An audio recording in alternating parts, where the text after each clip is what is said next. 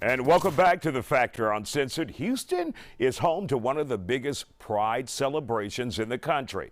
It's been a while since the rainbows have been rolled out in person, but that's changing this year. My next guest has details on all this year's exciting plans for Pride Month. Well, I think most notably for the first time really in 2 years, the celebration is back, the festival is back. All of it. We have Pride Houston 365 is going to have their annual Pride celebration on Saturday, June 25th. We here at the Montrose Center are so excited because not only are we wanting to celebrate with everybody in person again, but also our youth program, Hatch Junior, has been named the Trendsetter Grand Marshal for 2022.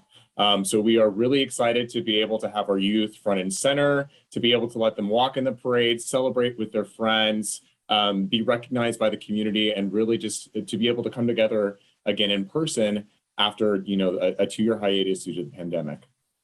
And, during the pandemic, young people, especially those who are part of the LGBTQ community, have been under fire when it comes to state laws and lawmakers and their agendas. How important is it to recognize the young people and the struggles that they are going through? Yeah, it's no secret that has a detrimental effect on the LGBTQ youth and their mental health.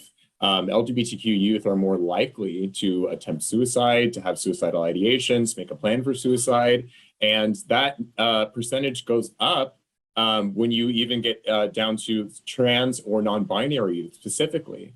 So, lawmakers and state legislators that have tried to attack them or have tried to restrict their rights, have really had such an impact on them, which is why it's even more important now that we support our trans youth, that we support our LGBTQ youth. We affirm them. We try and meet them where they are and give them the tools and the guidance that they need to be successful adults. And that's why we're really so excited that our Hatch Junior program is one of the Grand Marshals this year, to really be able to give our youth something so celebratory after just a really, really difficult couple of years, not just through the pandemic, but just, as you mentioned, through laws and legislators trying to attack their rights.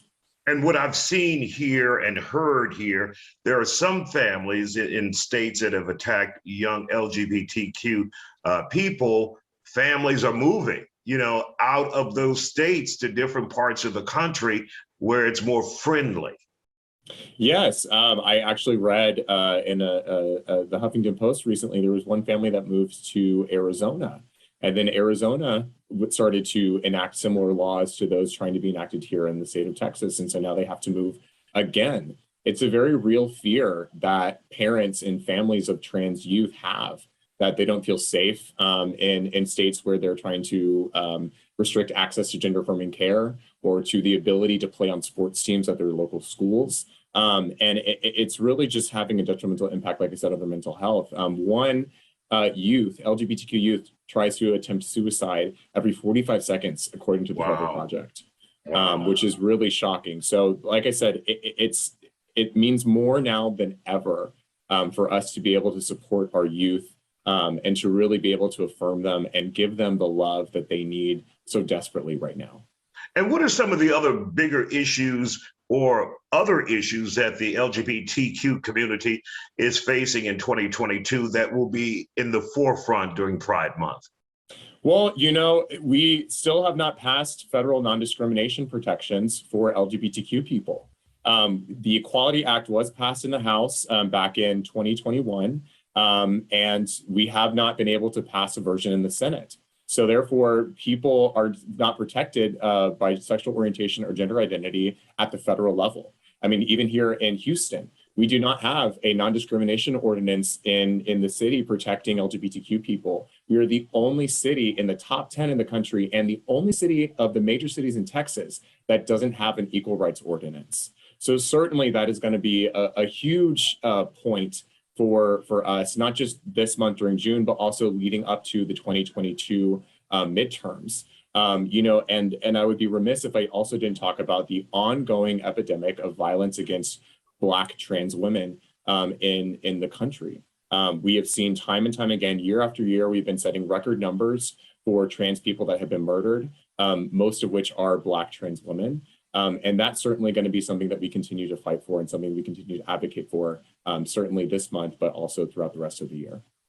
And Austin, for those who would like to know more information about some of the issues you're dealing with and also the Pride celebrations that you guys have going on here in Houston, where can they go to get more information on both those topics? Yeah, so for Pride Houston, I would go to Pride Houston 365's website. That's going to be pridehouston365.org. There you can find a listing of all of the events that they have going on, not just this month in June, not just the big celebration on the 25th, but year round, as they have rebranded as Pride 365, because we are prideful all year round.